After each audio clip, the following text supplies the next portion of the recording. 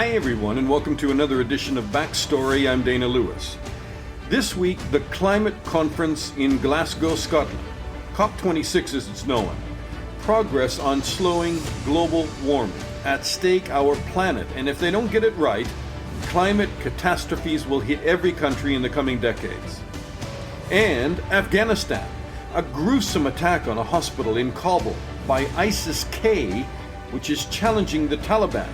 How does the West cripple ISIS without signing up to support its 20-year enemy, the Taliban?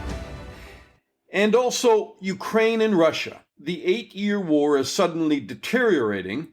Russia is deeply involved by all accounts, and a new study showing it supplies the bullets and the bombs.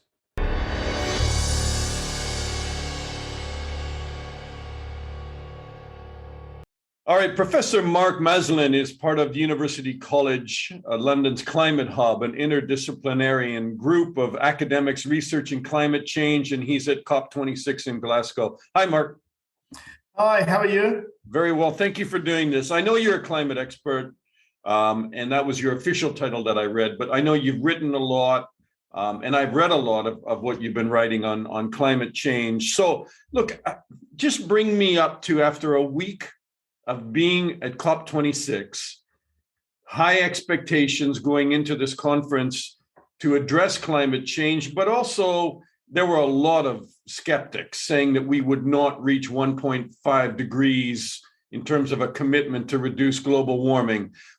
What would you say after a week? How are you feeling about it? So I think people have strange expectations of this COP, and I think it's because they haven't realized that the world has moved on. So the Paris Agreement, which was 2015, was the baseline. This was a brilliant agreement that all 197 countries signed up to, which was to, of course, keep emissions as low as possible, to keep temperatures significantly below 2 degrees and perhaps 1.5 degrees if possible. And so what COP26 in Glasgow is actually really very bureaucratic. It's lots of negotiations about, okay, now we've agreed this, how do we do it? So there've been lots of mini announcements all this week already on deforestation, on the use of limiting coal and all of those sort of areas, and finance. But what people are expecting is this big, huge announcement, which isn't going to happen, because what it is it's really about the numbers, the accountancy, and actually trying to align countries all onto that 1.5 degree target. Right, but, Paris was agreed to, and then countries like the US under President Trump walked away from the agreements.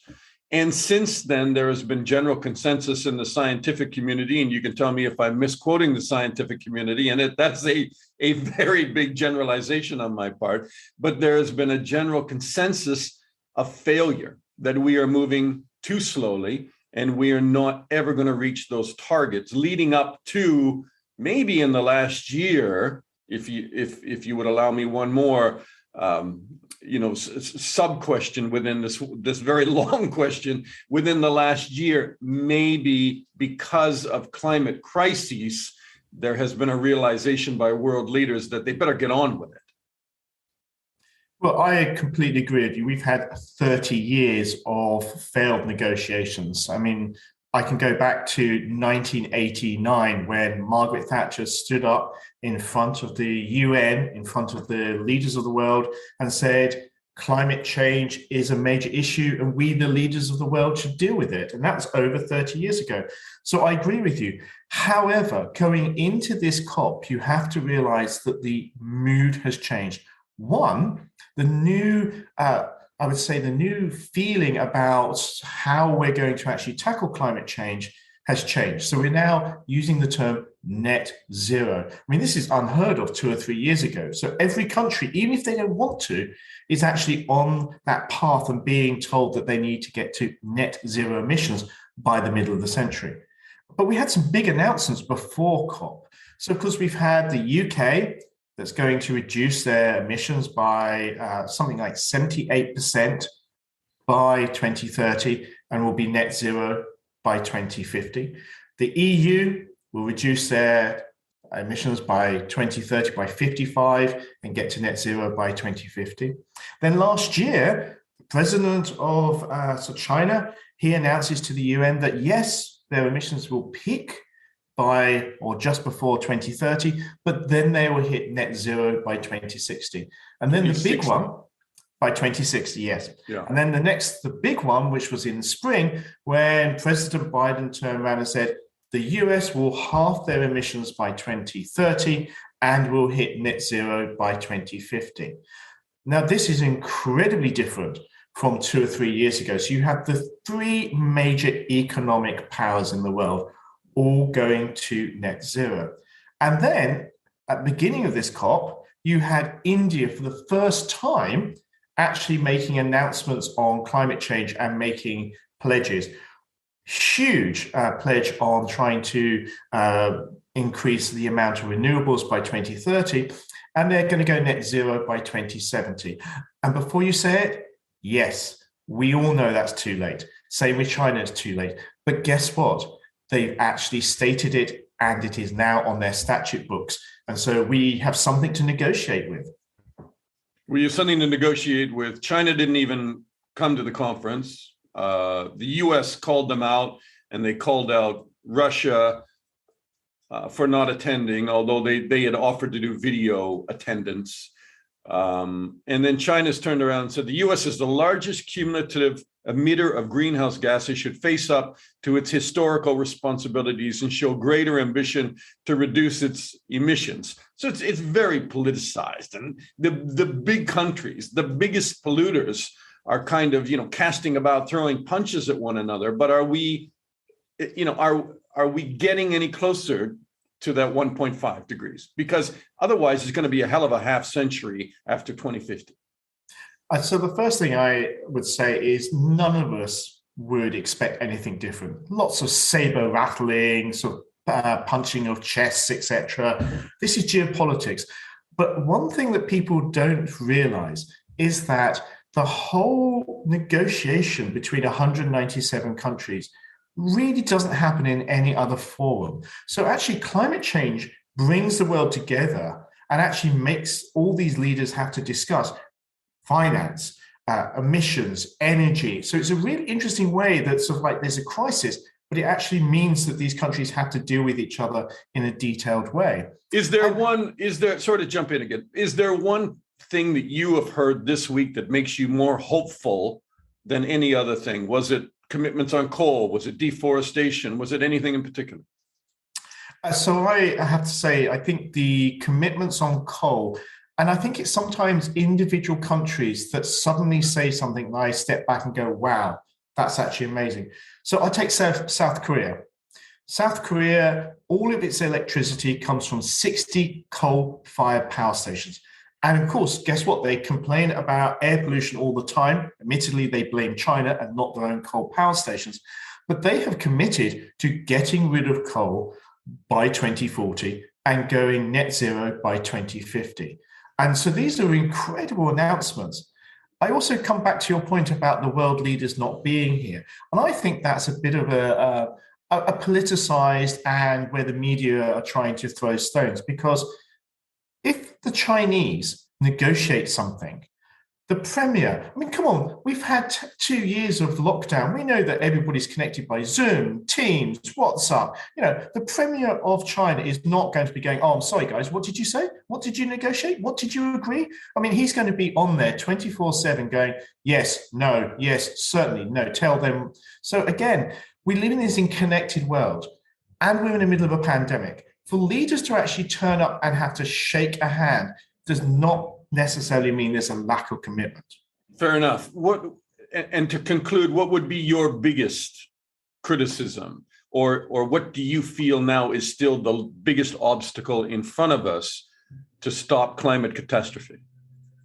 So the biggest thing is fossil fuel subsidies.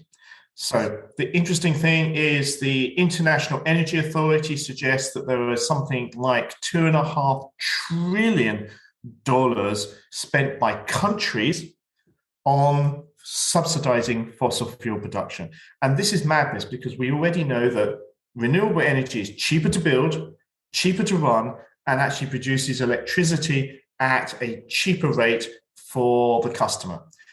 However, because of those subsidies, and there's also another sting in the tail, because international banks will only loan money to countries, and they'll do it at a lower rate for coal-fired power stations than they will do for renewables, because they have this risk analysis. That sounds ridiculous. It is ridiculous because, and again, that's why this COP is all about the bureaucracy. It's all about the details. So we, again, stupidly, if we can actually get to high finance, if we can deal with the bankers and basically go, this is madness, do not believe your black box model, you cannot have a difference, then suddenly that shifts the economy.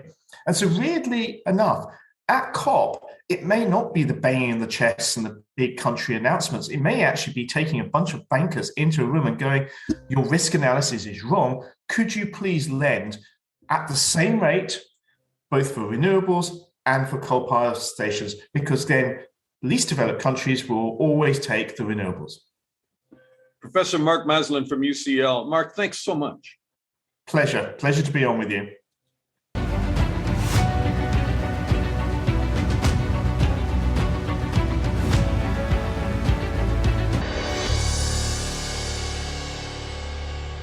All right, Colin Clarke is with the Soufan Center. He's written a lot on Afghanistan, Al-Qaeda, the Taliban, ISIS-K, and he's an expert on terrorism and insurgencies. Hi, Colin.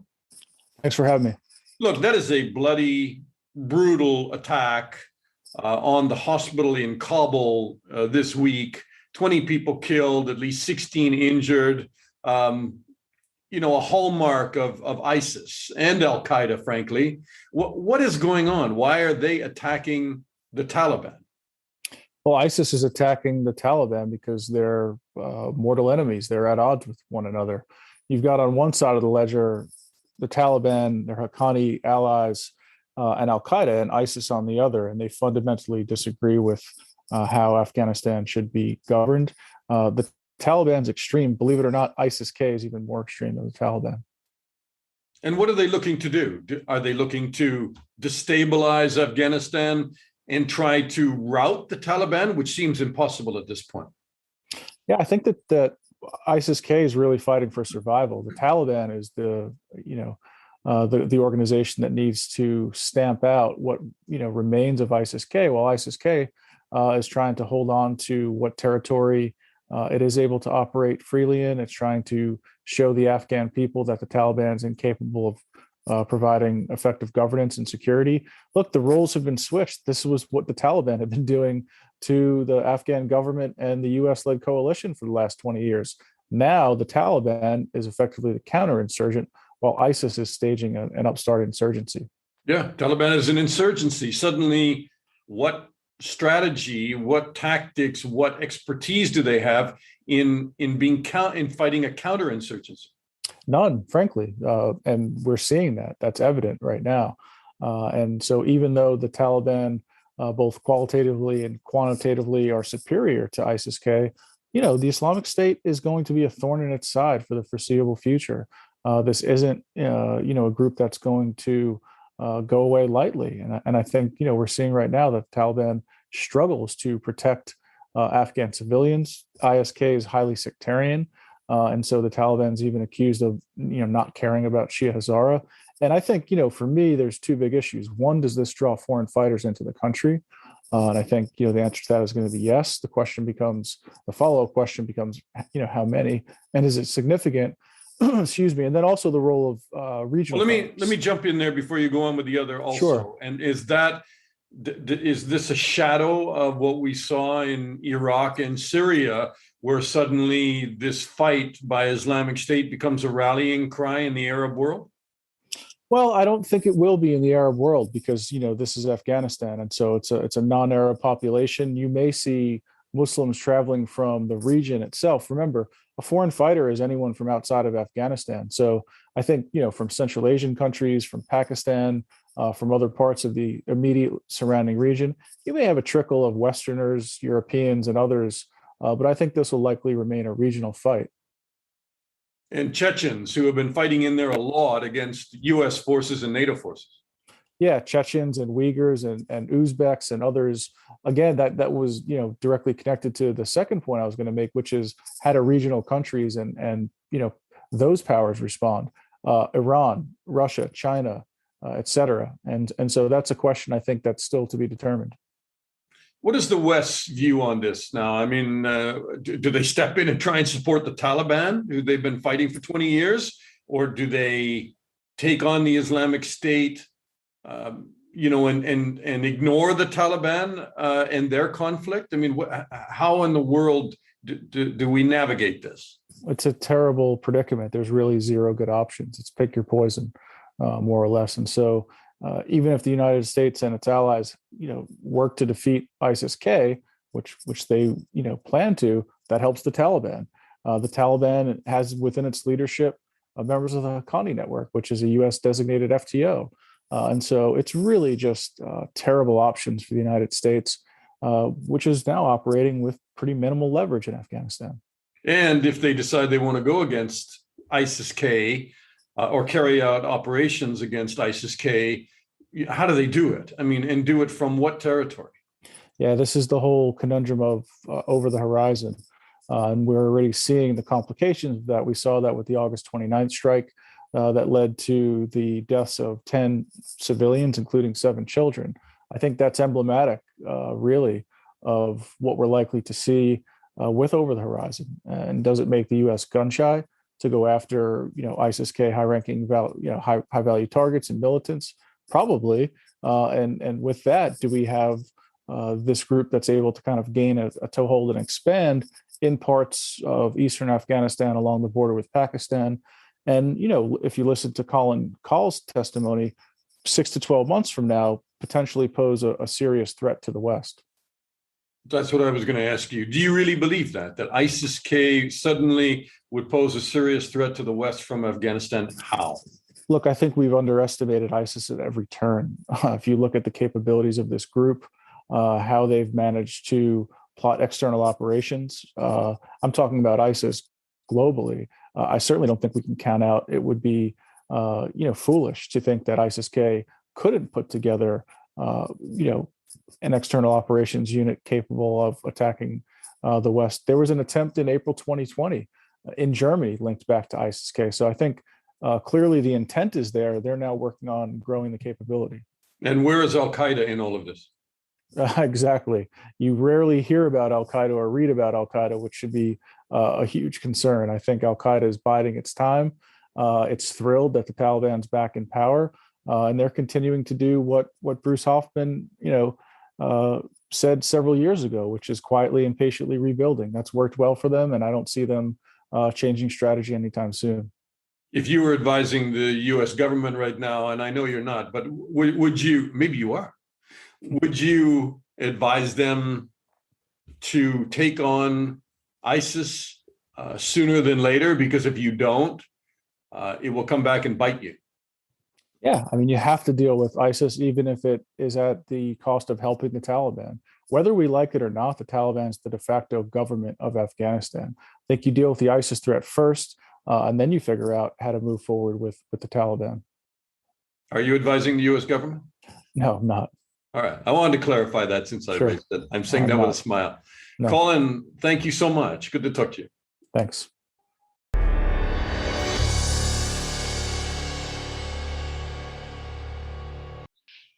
U.S. Lieutenant General retired Ben Hodges holds the Pershing Chair in Strategic Studies at the Center for European Policy Analysis, and he served as commanding general in the United States Army in Europe. Hi, Ben. Hey, Dana. Good morning. It's always great to talk to you, sir. And, a lot has been happening in Ukraine.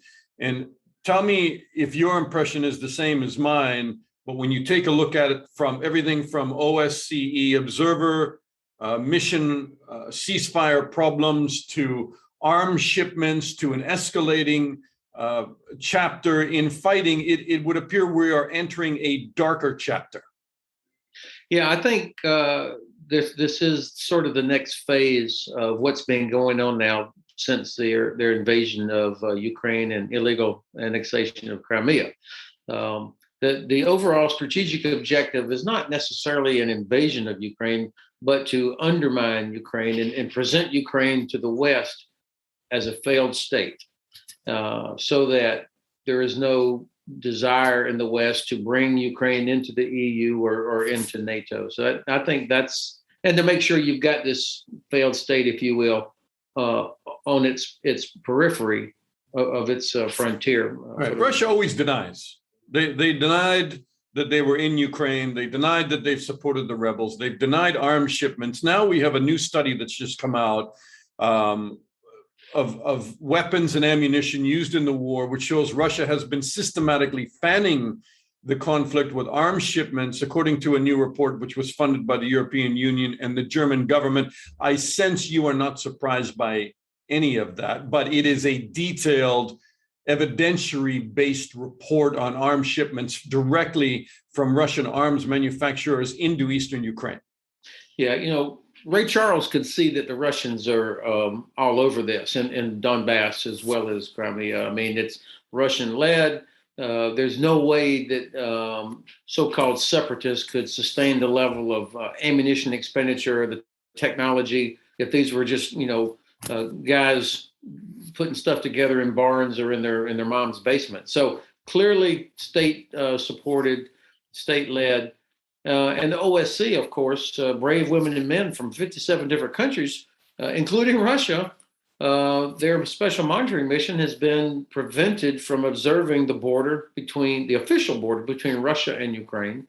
And yet it's clear that we know about Russian leadership and involvement. The issue is, what will Germany and France in particular do about it? What should they do about it? Well, number one, they should put pressure on the Kremlin to live up to agreements, to respect international law. I think that Berlin is the only capital that could actually influence Kremlin behavior, but there is just significant reluctance to really put the screws on them through economic pressure and diplomatic pressure, because, there's gas and there's so many other issues linking Germany to Russia, and then there's a reluctance to hold them accountable. But that's what should be happening, instead of allowing this fairy tale that keeps coming out of the Kremlin that somehow, Ukraine is drawing us into this. It's Ukraine's the aggressor, and so on. They've said that recently because Ukraine has now obtained these Turkish drones that are able to hit Russian positions, which have been, according to the Ukrainians, have been shelling very hard into Ukrainian positions. I should say Russian rebel positions, because the Russians would deny that that's their artillery. But the Kremlin is saying that's a dangerous escalation, the use of drones by the Ukrainian army against those rebel positions.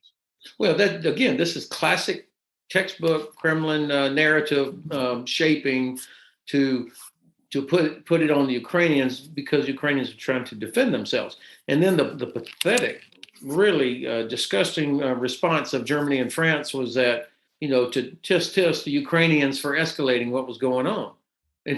Instead of putting the pressure on the Kremlin to get things under control, they could stop it in the same day.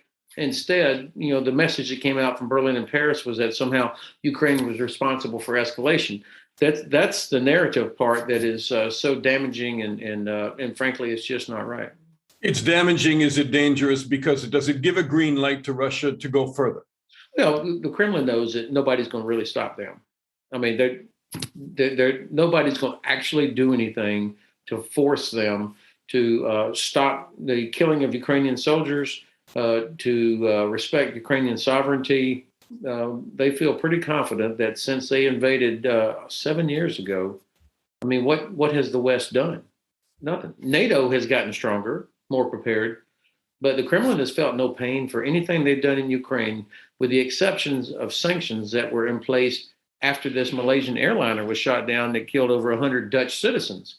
Then that got sanctions, but none of the other stuff is really resulted in any punishment, if you will, for the Kremlin's illegal behavior. You mentioned NATO. Russia has been kicked out of observer status in NATO. They were never a member of NATO. They've been accused of spying. So they were, to be clear, and I should clarify what I just said, they were asked to remove some of its members from the observer mission for spying in NATO, and then Russia withdrew fully from its observer status in NATO. What does all that mean? Well, first of all, nobody would be surprised that members of the Russian delegation that were invited into NATO as part of the NATO-Russia Council, which is this mechanism that's been in place for years to enable constant dialogue, face-to-face meetings, and so on between the Russian Federation and NATO. Nobody's surprised that members of that delegation were doing things that they shouldn't have been doing. And so finally, the alliance said, okay, that's enough. These guys, get them out of here. That's responsible behavior by the West, by NATO, to hold Russia accountable to international standards. And then Russia fully withdrew. Yeah, good. Get them out. And then, of course, that unfortunately results in the closing for some period of time of the NATO Information Center in Moscow. So, I mean, these are all things that the Kremlin is doing to affect the narrative. And of course, they have a domestic audience that they have to appeal to, that somehow Russia is being encroached upon by NATO, that Russia is being threatened on its periphery.